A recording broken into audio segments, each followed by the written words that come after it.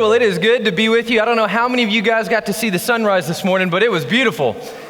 Yeah, I was driving here to the church, and it was kind of one of those moments where God just reminds you, hey, I'm all in. And man, it did good for my soul to know that God just kind of gave us just a glimpse of His glory, of His goodness. And so I hope you were able to see that. For those of you who were not up early enough to see it, you ought to be ashamed of yourself because it was beautiful. It was amazing. You know, that's the one thing that I miss about West Texas. You know, there's not much, if anything, to look at. That is true. But the sunrises and the sunsets are awfully beautiful. And so I felt at home a little bit this morning. So anyway, it is good to be with you. For those of you worshiping online, we're thankful for you. Thank you for tuning in this morning. Now a couple of weeks ago, we had talked about how Satan has a pattern. Do you remember that? We talked about Satan having a pattern of attack for the body or for God's people. Well, this week, we're going to talk about how when Satan attacks the body and he fails, guess what happens? He goes after the head. He goes after the leadership of the body. And this is incredibly dangerous, isn't it? Right? Because here's what we know, right? If you cut the head off of any organization or any organism, what happens? It suffers. Somebody said it over here. It eventually dies. That's not good. That's bad news for us. But the good news is that he has a pattern. And so we're going to talk about that this morning. And so when it comes to the church, this is also true for us as well. And we need to be mindful of that. And so this morning, what we're going to be talking about is leadership. Okay. Now, when I say leadership, half of the room was like, well, I'm not a leader, so I can check out. That is not the case because we are all leaders. There's actually 3 different types of leadership, okay? So there is a macro leadership, right, where you maybe oversee a large group of people, a large organization of some sort, right? Maybe you're a CEO or a manager of a big body of people. Then there's micro leadership. And that could look anything like leading or managing a group of people to being a mom who's in charge of some little ones in the house, or a grandparent who's caring for people, right? You're a leader of a small group of people. But then here's where we make sure we get everybody in the room. There's also personal leadership, right? It takes me to lead myself to get up early in the morning to get in the Word. It takes personal leadership for me to get out of bed, to get my clothes on, to get to work on time, to make sure kids get to school on time. There is a personal leadership. And so we are all leaders to one degree or another. Now, for the sake of the story that we're in the book of Nehemiah. So if you haven't been with us, we're in Nehemiah. And Nehemiah is a leader. He's a macro leader. He's leading a large group, a big group of people. And so for that case, we're actually talking more about micro or macro leadership. But I want you to know this morning that what we're going to talk about really applies to each and every one of us in the room. And so do me the favor, don't check out. And here's why, okay? It seems like every other week, and maybe you can relate to me on this, but every other week, it seems like there's another pastor who fails in ministry, right? There's another pastor who leaves the ministry altogether. And you know what? The church is suffering because of that. The church is suffering because of that. And so I want to put that conversation on the table as we talk about, man, how can we be all in with one another? How can we continue our goal of being all in, knowing that Satan is already coming after you, and guess what? He's going to come after me. And so I'm going to need your help. And that's what we're going to talk about this morning as we turn to Nehemiah chapter 6. So if you have a Bible, I hope you do. We're going to be in Nehemiah chapter 6, and we're going to discuss verses 1 through 14 this morning, okay? So Nehemiah chapter 6, verses 1 through 14. And you're going to see, it's going to be great, you're going to see 3 patterns that Satan uses. Remember we talked about, I think we had 5 patterns last time. You're welcome. I only got 3 for you this time, okay? So we got 3 patterns. Y'all had way more to look out for than I do. So that's good. There's 3 patterns that Satan uses when he attacks the leadership. Here's the first one. You ready? The first one is this. Satan attempts to single out Nehemiah. The way that he attacks the people, the way he attempts to prevent their progress and distort and distract them, is he tries to single out Nehemiah. You'll see that there in verse 1. Look with me. The text says that now when Sanballat and Tobiah and Geshem, the Arab, and the rest of our enemies, by the way, there's a lot more enemies. Have y'all tracked with that? It just started with Sanballat and Tobiah, but you know what? Now we've got all of the enemies. We got an army of people against them. We've got a whole lot of enemies. It says, when our enemies heard that I had built the wall and that there was no breach left in it. I love this. Nehemiah says, although at that time I had not set up the doors and the gates. In verse 2, Sanballat and Geshem, they sent to me saying, come, let us meet together at Hakapharim in the plain of Ono. But they intended to do me harm. And so I sent messengers to them saying, I am doing a great work and I cannot come down. Why should the work stop while I leave it and come down to you? And they sent to me 4 times in this way, and I answered them in the same manner. Man, the enemy is relentless. Not once, not twice, not 3 times, but 4 times he comes to Nehemiah and he begins to try to distract, right? Distort what he's doing, what God's called him to do, what the people have called him to do. And notice what he's trying to do, right? He's trying to single him out. The enemy's trying to single him out, get him out on an island because he knows, the enemy knows that if Nehemiah's on an island, he will win the battle. He will win the battle. So the enemy is relentless. But thankfully, despite the relentless nature of the enemy, what does Nehemiah do? He recognizes it. He recognizes it. He stays focused on God's vision, and he refuses to fall into temptation, and he keeps working. He keeps his mind focused on what God's called him to do. He keeps his mind focused on what God has called the people to do. And he keeps moving them forward. Now, when I read this text, it obviously elicited something in me to really spend some time thinking about leadership and thinking about my leadership and thinking about our church and what that means for us. And in light of all of these pastors who have failed morally or who have just become burnt out and left the ministry altogether. And so I did my own research and I looked at the Pew Research Foundation, I looked at Barna, I looked at a whole group of folks. And what I found is that there is a list of what most pastors would say, hey, this is the reason why I have either failed or why I have walked away from ministry. And I want to share those with you. At the top of the list was family resentment. Family resentment. Oftentimes, family can resent the church, God, or the ministry leader because of one's involvement within the church. Man, talk about Satan's strategy there, right?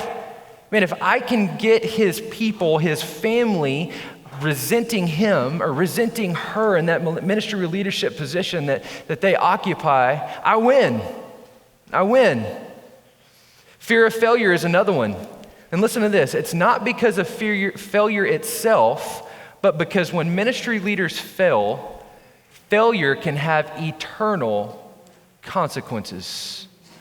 Right? Maybe all of it. I would imagine many of us in the room could raise our hands and say, yes, I have struggled because of a ministry leader. I found out something about their life, or they did something, or they said something, and it impacted me. Right? When ministry leaders fail, there's eternal consequences. In some cases, financial strain, both personal or corporate. There's a lot of pressure when it comes to finances, right? Some pastors are not blessed to be cared for well financially, right? And so that's a struggle for them and their family. In other words, or in another way, right, corporate finances, right? If the church doesn't give to the mission of the church, there are people who rely heavily on that income. There are organizations all over the globe that rely on our funds, that we send them. There are people who live and die on what you, as our church, provide. That's amazing, right? But there's a lot of pressure there. When it comes to culture and technology, everything in the world is rapidly changing. It's hard to keep up. It's hard to speak into. But you know what? What most leaders say? They say, while all of that is true, it's even more difficult when you're pastoring a church that wants to hold on to all of our traditions that we've done in the past. That's hard. It's hard when the whole world around us is changing. And the church has to adapt. If the church wants to continue to reach people, it has to adapt. And when a church wants to hold on to all of its traditions, and as good as those traditions may be, it can prevent us from moving forward. And so some ministry leaders say, you know what, it's not worth it. It's not worth having all these people upset with me as we try to move forward. And so they leave. You know, most of the time in ministry, leaders are leading volunteers, which is not a bad thing. It's a great thing, right? Especially when you have an influx of leaders. But the reality is that the church is facing a significant issue. It's difficult managing leaders when commitment in the church is at an all-time low. At an all-time low. And so to always go to the church and say, hey, we need more volunteers, we need more leaders, it can become exhausting to the point of, you know what, maybe this is just really not worth it.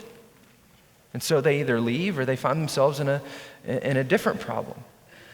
Our consumeristic culture is another one that plays a major role, right? How can a pastor care for the souls of the people that God has entrusted with him when if he has hard things to say, or if you don't like what he has to say, then I can just get up and leave and go to the church down the road.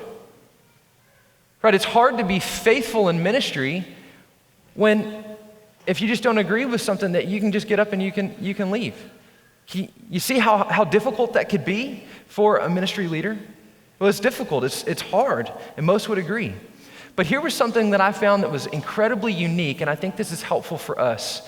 At the top of every one of these lists, guess what it was? It would be hard to guess. I wouldn't have thought it, and I'm a ministry leader. It was loneliness.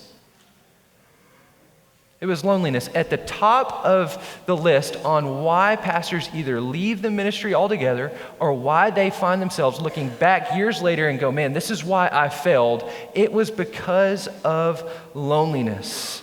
Now, what we know is that at the top of any organization, right, the higher up in the organizational chart that you get, the more lonely it gets, but that is especially true of ministry leaders. Because oftentimes we expect them to be something that they are not, and we oftentimes will elevate them to a place that they should not be. What we've done is we've created this culture of celebrity pastor, right? And now we've got podcasts and we can at any point in time get on the computer or get on our phone and we can listen to Chuck Colson, or we can listen to all these different people, Matt Chandler, whoever it is that you listen to, and then we can compare those people to our people, and when they fail or when they don't do or say what we think they should or lead in the way that they think we should or they should, we become dissatisfied. We become dissatisfied. And say Satan wants to get ministry leaders out on an island because they know if they don't have people around them, if they don't have accountability, they're almost certain to fail. And Satan wants to keep it that way, right? Because again, if you want to put an end to momentum, if you want to put an end to growth, what do? Well, if the body doesn't respond, well, then I'm going to go after the head. And if I can cut off the head, then guess what? The body will suffer, and it will eventually die. And so that's what you see, right? Satan tries to get Nehemiah alone, and when singling him out doesn't work, here's point number 2. Satan tries to persuade the people against Nehemiah. So when Nehemiah stays strong, he stays disciplined, he stays focused, he stays, right on task with what God has called him to do, and that doesn't work, he tries to persuade the people around him against him. You see that in verse 5.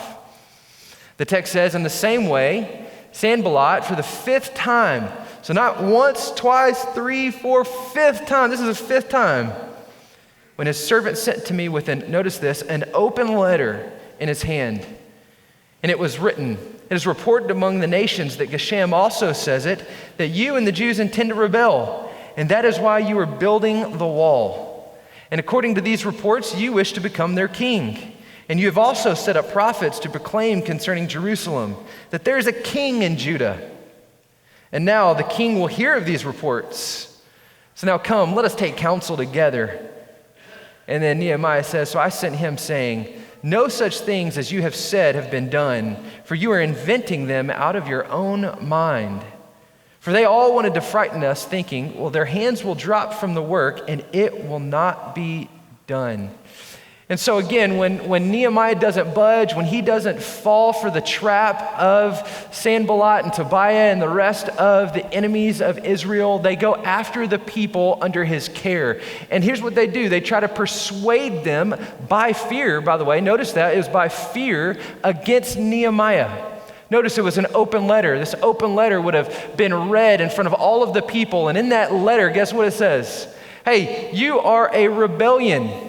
You're rebelling against the king. The reason why you're building up these walls is because you're establishing in Jerusalem a king. You're establishing governors. You're establishing authority here, all so that you can rebel against the king who graciously gave you all of this to make all of this happen, and thinking that we can elicit fear in them and distract and distort them away from their mission. But notice what Nehemiah does. Nehemiah, again, doesn't take the bait. But he looks at them and he says, hey, but that is not true. Nehemiah knows what's true. He stays focused on his task, and he leads the people to do the same. And you know what else he does?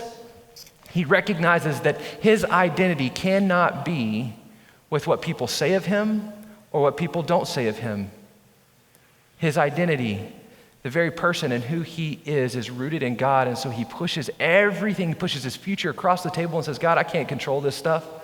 I don't know what they're going to do. They can say this to anybody that they want. But at the end of the day, I need you, God. And at the end of verse 9, here's what he says. He says, but now, O God, strengthen my hands. Strengthen my hands for the work. You know, when I read the story of Nehemiah as a leader, I can't help but go, man, this guy's an incredible leader. There's so much to learn from Nehemiah. There's been plenty of people who've written great leadership books on Nehemiah himself. But then I'm also very well aware of the strategies of the enemy. And quite frankly, they're pretty good strategies. They're good strategies. You know, if I can turn his people against him, well then obviously they'll live in fear and we will eventually stop the work. You know, Jesus, he's a great example of this. I want you to think about this. On Sunday morning, Palm Sunday, Jesus is entering into Jerusalem, okay? All of the people of Jerusalem come out and they lay their cloaks on the ground as Jesus rides this colt into Jerusalem. Palm branches are waved in the air as they say, glory to God in the highest. Blessed is he who comes in the name of the Lord. And then what just happens 5 days later? What you think about it? What happens? Those very same people are yelling, crucify him, crucify him, crucify him. Guys, this is leadership. This is leadership. This is leadership. We praise our leaders when everything is going great, but then as soon as leaders make decisions that we don't agree with or we don't like, we're yelling, crucify him, crucify him, crucify him. And there's never been a time that I know of that this has been more true. The last 2.5 years have been great examples of this. When it comes to COVID, let's just be honest. You know, if we were to shut down the church, we close the doors, guess what? Well, you don't have enough faith. And people are upset. If we open the doors, guess what? Well, you don't love people. Are we right? And so no matter what decision you make or no matter what decision you don't make, it's wrong. It's wrong. And in the consumeristic culture that we live in, if I make a decision that's wrong or something that you disagree with, I can walk away. Because I can go to the next thing that's going to entertain me and that's going to meet my needs and it's going to meet my preferences. You know, in the racial tensions in which we live, maybe you can recall this. You know, if the church spoke into that, guess what? It wasn't enough. If the church didn't speak into it, guess what? It wasn't enough. If we talk about racial discrimination, guess what? Well, then you must be liberal. But if I don't say enough, guess what? Well, then you don't care about people. You see the paradox in which we live as leaders right now. It's that no matter what you do, it's not good. And if you say anything, it's not enough. That's the problem that you and I are facing. That's the problem that ministry leaders are facing. And so at an all-time level, all-time rate, they are leaving ministry altogether. Someone asked me the other day, they said, hey, Logan. I said, Logan, how did it feel receiving a standing ovation on November 7th? When I got to preach in view of a call, man, it was amazing. I mean, the spirit was thick in the room. I don't know if you could feel it. I was as nervous as could be, by the way. I could have thrown up right before. Yeah, it's the first time in my life where I have to stand up before a group of people as an interview, and you guys choose and vote whether or not you want me to be your pastor or not. That's terrifying. I was as nervous as could be. But man, the response that I received, man, it was awesome. It was amazing. And then at the vote, it was just incredible. I've never felt so blessed in all my life.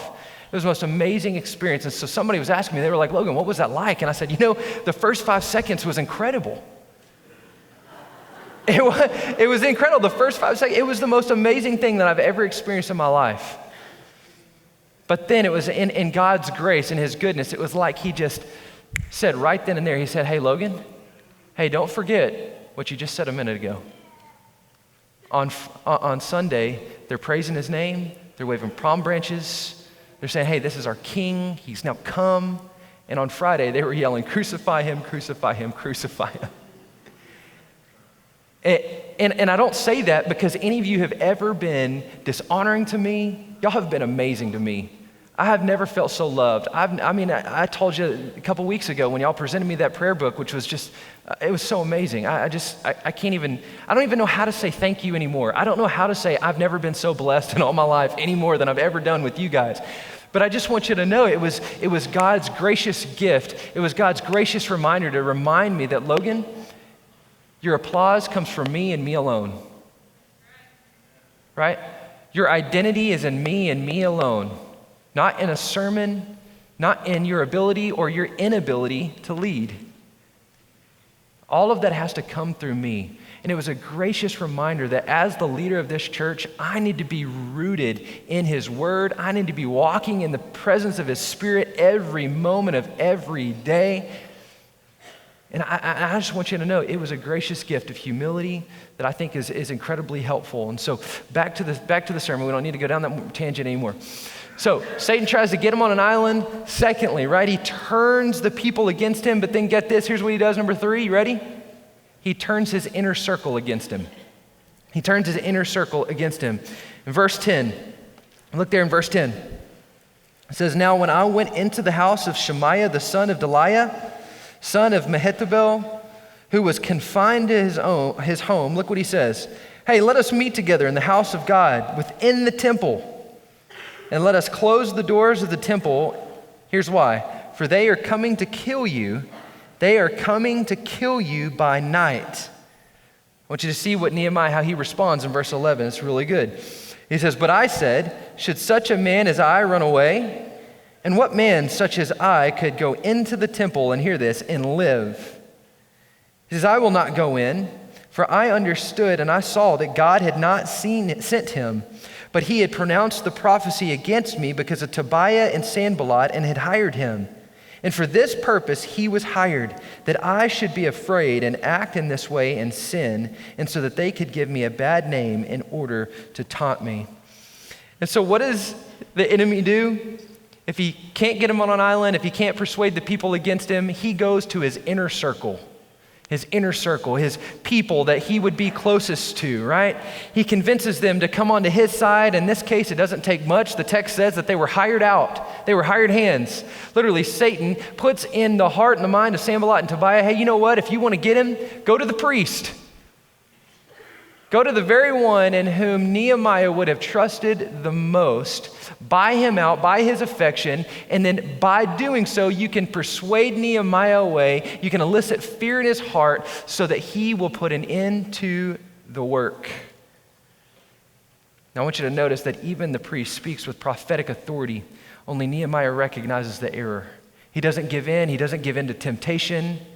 And so when the priest beckons him to take refuge in the temple, Nehemiah knows and he recognizes that he is a broken, unholy man, and to do so would put an end to his life. And so in order to kill their progress, Satan tries to get Nehemiah alone, try to get him on an island where he can be defeated, right? When that doesn't work, he tries to persuade the people against him. And then finally, when all else fails, Nehemiah goes after his inner circle. Those are the 3 points. Those are the patterns. And now here's what I want to do now. I want to take some time and I want to share with you a little bit of the way that I plan to apply this sermon to my life. I think this will be incredibly helpful for you. I want you to know that over the last couple of weeks, as I've been studying and thinking and praying through leadership and you, quite frankly, and my family and what that means and this whole theory of, or this whole concept of being all in together, I've been thinking, okay, Lord, well, how can I be all in with them? You know, I've asked you guys to make commitments, and I've made my own commitments myself. But then I started thinking, well, tangibly, as the leader of this church, what are some of the things that I need to do to be all in with us to protect me, to protect my family, to protect our church as we move forward? And so I want to share some things with you that I have written down that I have committed to. So here's the first one. The first one is I'm committing to remain focused on God's vision for our church and continue to work toward that vision. I want you to hear that. It's important, right, that Nehemiah was not working towards his vision. He was working towards God's vision. So my commitment is not about Logan. It's not advancing my kingdom. It's advancing God's kingdom through us here at the people of First Baptist Belton. And so I want you to hear from the bottom of my heart is that I am committing to keep focused, to be disciplined, and to be diligent towards that end. Okay? Number 2, I'm committing to walking closely with God, pursuing him each and every day, seeking to abide with him moment by moment. Listen, John chapter 15 is probably my favorite chapter in all of the Bible as Jesus calls us to abide in him. Man, I am committing to abide in him. If Satan's coming after me, and I know he is, I'm not going to run in fear. I'm going to abide in Jesus. Number 3, I have built a community of men around me where I can be open, honest, and transparent with. They have full reign to ask me any question that they could possibly ask of me at any given point. If I'm going to be on an island, well, they're going to be on the island with me. Because I'm not going to allow Satan to get me on an island. Right? When God created man, he said it is not good for man to be alone, and so he created a helper fit for him. We were not created to live in isolation. Christianity was not supposed to be lived in isolation, but in community. And that applies to me as well. Okay? Number 4, I'm committing to loving you with all that I got for as long as I have it. As long as God gives me breath in my lungs, I plan to serve you, to care for you, and to care for your soul. That is God's calling on my life. That is what I want to do, and I am thrilled and excited to do that. But I'm going to be focused on what I believe to be God's will and God's good for our church. Okay? So those are my commitments to you. And now here's the deal. I want to ask a few things of you. Is that okay? Can I do that? Is that fair? All right. I put my cards on the table, so I'm going to ask you to do the same. All right? We all in? All right. Okay. 3 of you are good. All right. Here we go. All right. Now, so here's what I ask from you, okay? All right, so first and foremost, I need you guys. I need you as First Baptist Belton, okay? I need y'all to recognize who the true head of this body really is. We talked about Satan goes after the head, the body suffers and will eventually die. Guess what? I'm not the head. Jesus is. Paul makes it very clear that Jesus is the head of this body. I get the gracious gift of leading this church, this wonderful church, and man, I am thrilled to death to do it. I've never felt so honored in all my life. I'm so honored to do that. But Jesus is the head. And so if something happens to me, your faith does not rest on me. Okay? It rests on Christ and him crucified, and he has been resurrected from the dead, and he tells us that there is absolutely nothing that can put an end to his church. Not even the gates of Hades can stop you. Okay, so you need to know that, you need to hear that this church does not rise and fall on Logan Reynolds. It just doesn't. Number 2, I'm going to ask that you would allow me to lead in my armor. Maybe you recall the story of David and Goliath. It's a great story. It's one of my favorite stories in the Bible. Maybe it is yours too. From a kid all the way to now, I still love that story. Maybe you recall David, right? He goes up to King Saul and he says, hey, Saul, you know what? I can take that giant. And what does Saul do? Saul takes his armor and he tries to put it on David, right? But guess what? He's too small because he's just a boy, right? Sword's too heavy. Helmet sits on his head. He can't see. And so what does he do? He sheds the armor. He picks up a slingshot, grabs a couple stones, and he goes out and he defeats that giant. Listen, guys, I only know how to be me. I don't know how to be Pastor Andy. I don't, and I love him. You could not believe how much I love and respect that man. He has been such a gracious mentor for me, a great friend, and we've got a great partnership, and I can't wait for as long as I have him to get to partner in ministry with him. But I can't be him. I only know how to be me, right? I'm not a suit and tie kind of guy. It's not because I don't love the Lord. It's not because that, I feel that, and it's not because that I don't want to give him my best. Quite frankly, it's because when I was in high school, I broke my neck and I broke my C7 vertebrae, and a tie sits right there on that bone and it kills me. It gives me a headache. Sometimes a jacket does the same. And so it's not because I don't love the Lord. It's just simply because it's just not comfortable. Is that okay? Thank you so much. So I promise you, it's not because of some of our assumptions or things that we think. I promise you it's really not, okay? So allow me to lead in my armor. Number 3, I'm going to ask you like Paul asked the church at Corinth. He said, hey, church at Corinth, you guys are a mess, by the way. That's what he says. Yeah, people will say, oh, we need to be like the early church. No, we don't. Have you read 1 Corinthians? It's bad. It's bad, but he tells them, he says, hey, church in Corinth, he said, hey, do me a favor, follow me as I follow Christ. And so I would ask you to do the same. Hey, follow me. Trust me. Please, just follow me. Right? But when we do that, please don't forget Romans 7. Okay, y'all know Romans 7? That's that great passage, one that always brings me great comfort when Paul says, you know what, sometimes, man, I know what I'm supposed to do and I fail to do it. You know what? And sometimes I know what I shouldn't do and I stumble that way too. You need to hear this from me, that I am broken. I am a sinner just like you. We are all sinners in this room. Right? Paul would say, wretched sinner that I am of the greatest of all sinners. And you know what? He was the greatest missionary that's ever walked this planet. Listen, I am certainly no Paul. I wish I was. But my commitment to you is that I would follow Jesus and that every day I look more and more and more and more like Jesus until he comes and takes me home. But I'm broken, and you need to know that. And that leads me to the next thing. Please don't put me on a pedestal. Please don't put my family on a pedestal. Listen, we will fail you every time. I cannot bear the weight of your worship, right? Any more than you can bear the weight of my worship. And so please allow me the freedom to lead. Allow me the freedom to lead us, but then be willing to extend grace, would you? Thank you. Number 4, I want you to remember Hebrews chapter 13, verse 17. By the way, for a pastor, that is the most daunting verse in the entire Bible. You want to know why? Because in that, it's just terrible. In that verse, here's what the writer of Hebrews says. He says that those who God places in the role of pastor over a church or over a body of people, he says they are responsible for the care of your souls as those who will be held accountable.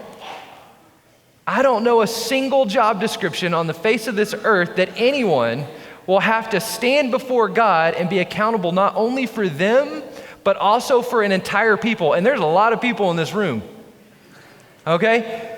So if I'm going to stand and be accountable for you and accountable for your soul, what you have to know is that every decision, every thought, everything I try to do as your pastor has gone through that filter of what is best for your soul, right? I promise you the things that I say, the things that I do are not things that I thought of on my way here.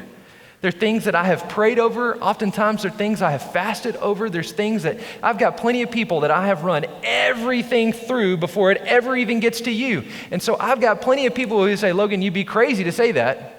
Logan, you'd be crazy to do that, right? Because it goes through a great filter so that when it comes to you, Lord willing, it is blessed by God, okay? Because it's God's will. That's my desire. That's my intent, is to care for your soul. And then number 5.